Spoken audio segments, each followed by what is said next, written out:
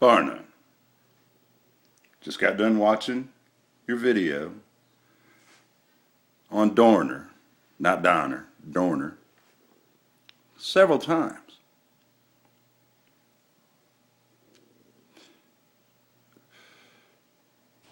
I think it's great that you don't watch TV.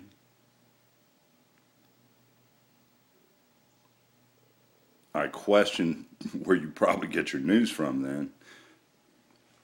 Alex Jones, third string, second string media, because obviously you don't get it from mainstream media at all. And there's some confusion. There is a difference in the news media showing dead bodies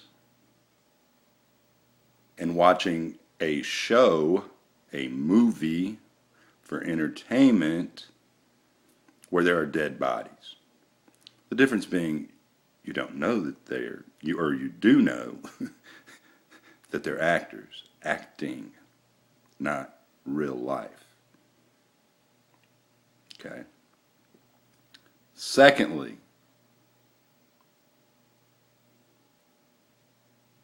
let's assume you're right and that Dorner ran from him, which he did.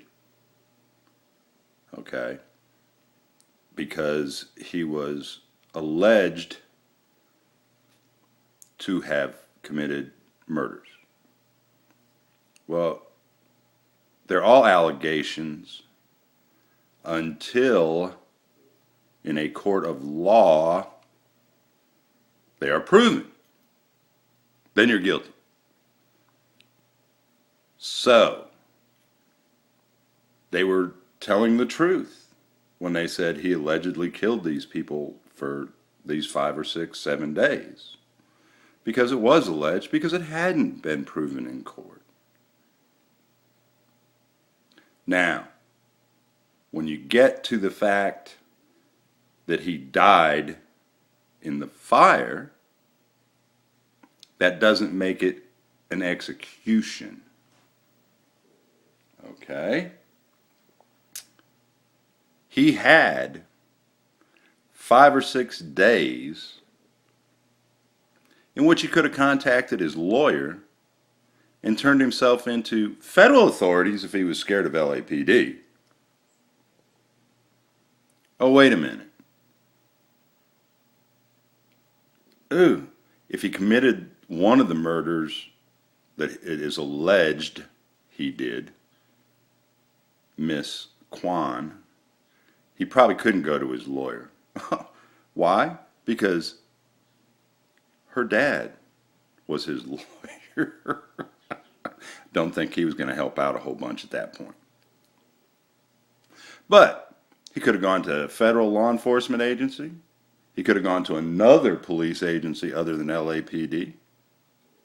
He could have surrendered at the cabin or on the road to the cabin in the stolen pickup truck, alleged stolen pickup truck, instead of firing upon the wildlife officers.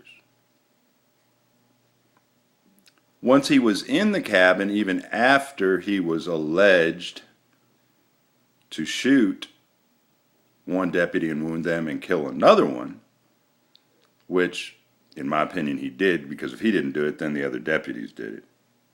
Yeah. But anyway, once he was in the cabin and that gunfight was over, he was there for several hours. He could have arranged to surrender.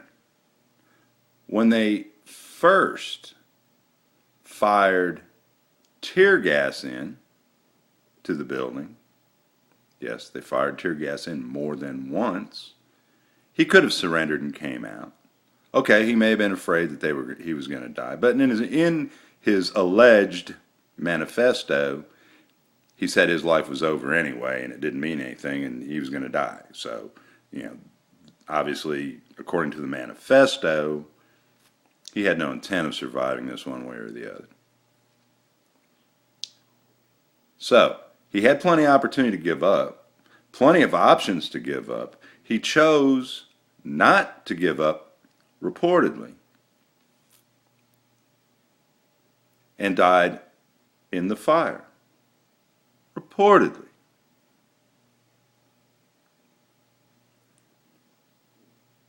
Personally, I don't want to see his burnt body. Really don't care. And don't understand why you do. But, you know, that's your choice. I'm not gonna even go there. If you like seeing dead, burnt bodies, that's cool.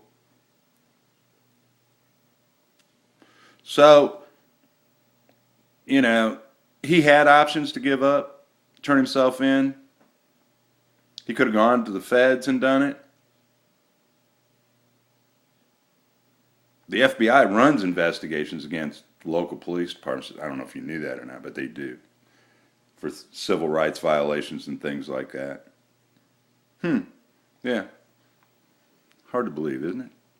But those were options. So I don't really get your deal. This guy had plenty of opportunities to give up. He chose not to.